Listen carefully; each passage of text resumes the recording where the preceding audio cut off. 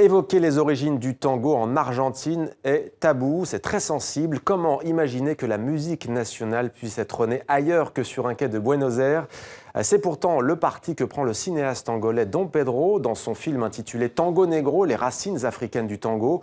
Et si le tango, avec ses influences afro, yiddish, italo-jazz, était la première des musiques du monde? Bonsoir Dom Pedro. Bonsoir. Merci d'être avec nous et bienvenue à vous. Alors dans votre film, vous suivez l'une des plus importantes figures contemporaines du tango qui nous a quittés hélas tout récemment, c'était au printemps. Il s'agit de l'Argentin Juan Carlos Cáceres, jazzman militant qui prône justement la réintroduction des rythmes africains dans le tango, dans cette danse et cette musique. On regarde la bande-annonce de votre film.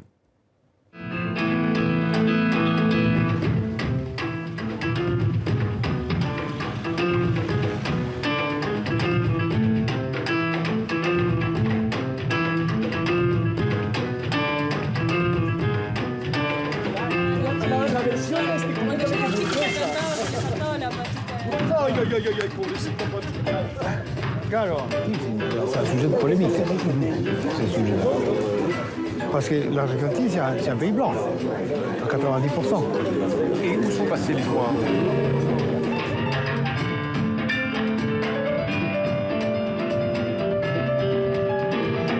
¿Cómo puede ser que estemos invisibles si nosotros existimos?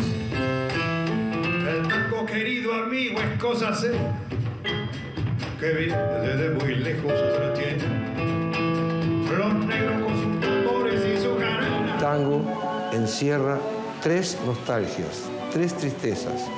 La tristeza del inmigrante, la tristeza del gaucho, un personaje típico de nuestra campaña, y la tristeza del negro, que no vino acá como inmigrante, que fue traído y dejando todo allá en África. Para continuar la historia de esta patria, hay que trabajar sin decir.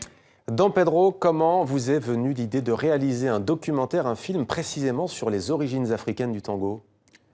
Écoutez, c'est une longue histoire.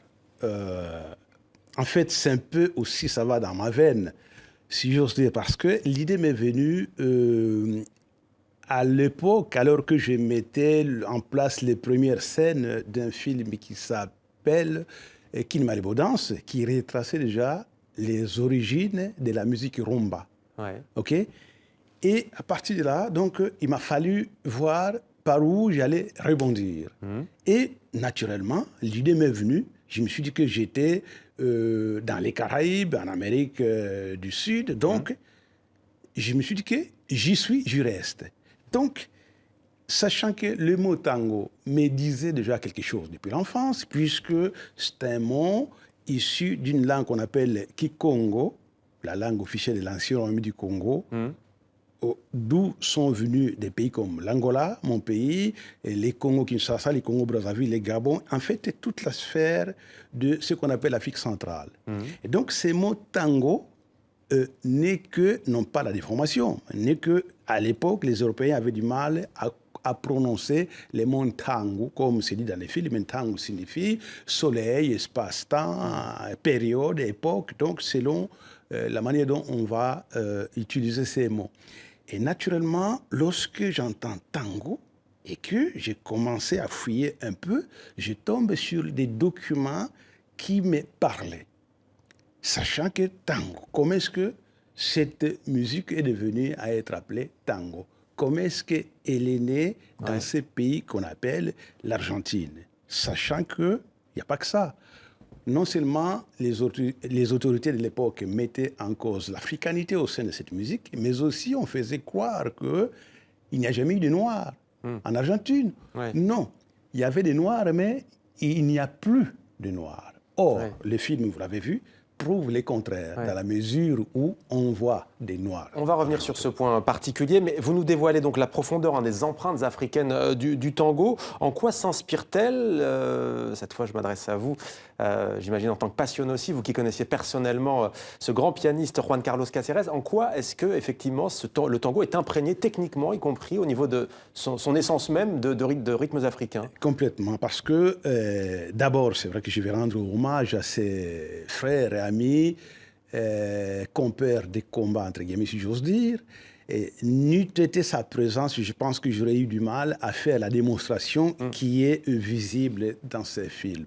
C'est quelqu'un qui a consacré 35 ans de sa vie, peu avant son arrivée ici, a fait des recherches de cette musique pour y faire accepter, en tout cas, l'africanité, L'héritage africain. l'héritage africain, et que c'est quelqu'un non seulement de passionné, il le faisait, d'où je les qualifie de justicier, dans la mesure où il s'est posé beaucoup de questions. C'est quelqu'un qui est né en 1936. Pour lui, à son époque, il n'y a jamais eu de problème, puisque les gens qui jouaient les tangos déjà à l'époque ne mettaient jamais en cause l'africanité au sein de cette musique. Seulement, voilà, après, à l'arrivée des autorités certaines du 19e siècle, par exemple en 1880, Jusque-là, les percussions, ça pose pas de problème. jusque-là, non, ça ne posait aucun problème. À un moment donné, il a fallu les diluer au sein de ce qui était arrivé à l'extérieur d'Argentine pour faire en sorte que ni noir, ni héritage noir au sein de la musique ne pouvait plus exister. Du coup, et quand les Européens s'y sont mis, ben, les autres n'avaient plus de défense. Et d'autant plus que c'est lui qui était leur parrain, si j'ose dire. Rosas, lorsqu'il a été, comment dirais-je, il a été obligé de partir à l'extérieur, n'était plus là. Donc, la communauté noire de l'époque était devenue sans défense. Ouais. Alors, aux yeux du monde, l'Argentine, berceau du tango, est un pays blanc européen. Comment ce pays a-t-il gommé cet héritage, ces racines noires? On précise par exemple qu'en 1840, la ville de Buenos Aires, qui est aujourd'hui la capitale de ce pays, comptait 40% de noirs. Que s'est-il passé? Exactement, que s'est-il passé? Il y a un semblant d'explication dans les films où on dit que comme les Noirs étaient souvent à la première ligne, au front, lorsqu'il y avait la guerre d'indépendance, si j'ose dire, et évidemment, ils mouraient, ok? Et en plus, la famine, il y a ce qu'on appelait la fièvre jaune, fièvre espagnole, qui fait que, vu les conditions déplorables dans lesquelles ils vivaient, donc ils avaient moins de défense. Donc, au-delà de la guerre, il y a aussi les conditions de vie ne leur permettaient pas de faire face à cela. Et puis, c'est aussi une politique voulue, dans la mesure où, quand tu es noir, on te regardait d'une façon telle que, ben, beaucoup de noirs, il y a une dame qui explique dans le film que, pour ne plus être vu d'une façon plutôt suspecte, exactement, il a fallu à tout prix se marier avec des gens clairs, des Européens, pour que la couleur change un peu, d'où le métissage, et que il faut dire qu'il y a des Noirs encore en Argentine aujourd'hui. Ils sont plus dans des grandes villes comme à l'extérieur, Cordoba, Cordoba notamment. Voilà.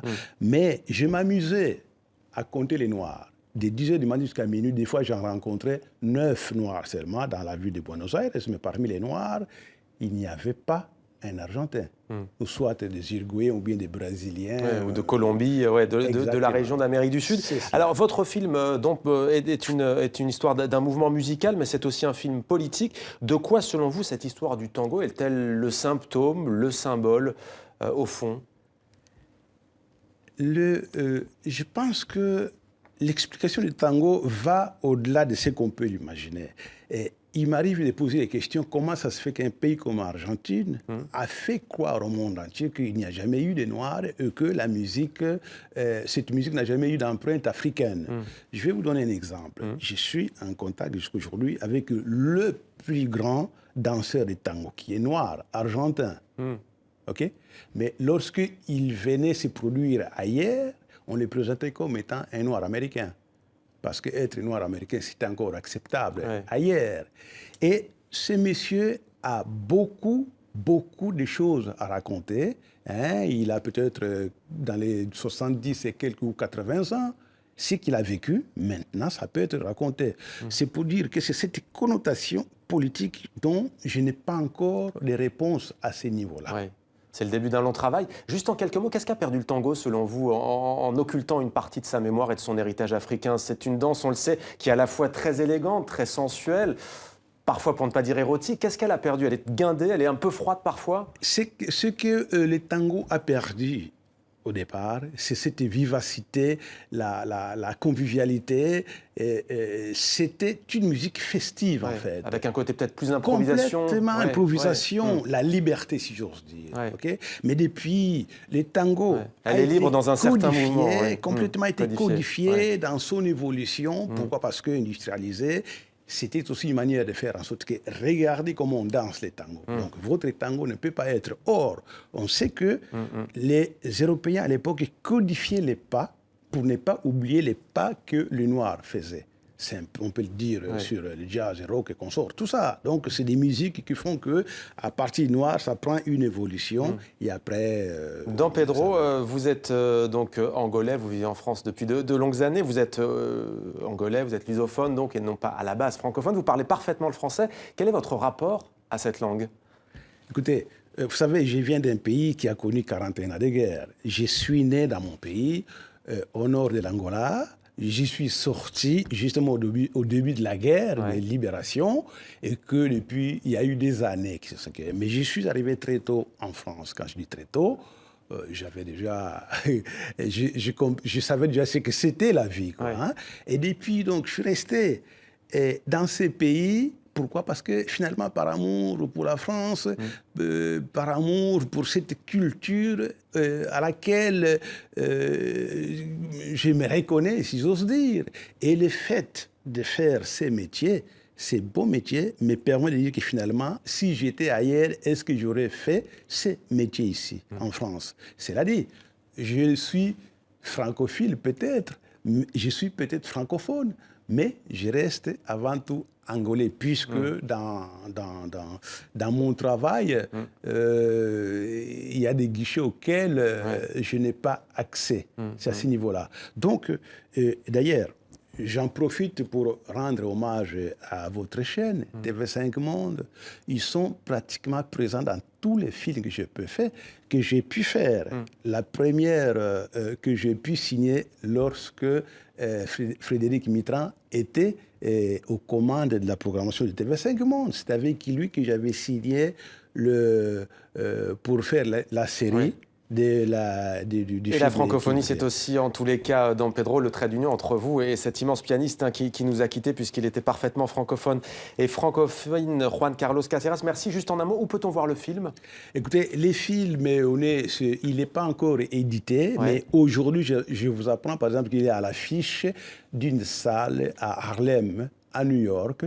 Super. Et qu'en même temps à Washington. C'est un film qui suscite un certain nombre de questions là où il est projeté. Donc ça me donne beaucoup de confiance en attendant de suivre certains projets qui sont en cours à la recherche de financement. Et un film universel, Tango Negro, les racines africaines du tango. Merci à vous, merci beaucoup Don Pedro d'être venu témoigner sur le plateau de 64 minutes sur TV5 Monde. Merci à vous.